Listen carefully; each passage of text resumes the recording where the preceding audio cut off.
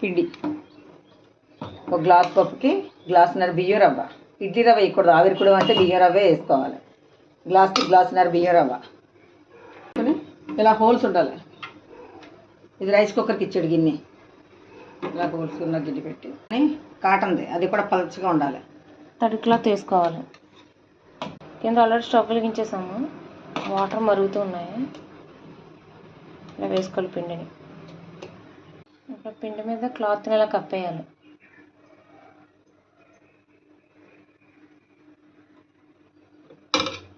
మూత పెట్టేసుకోవాలి, మొత్తం కవర్ అయ్యేలా పెద్దది. మరుగున మంట చూపి.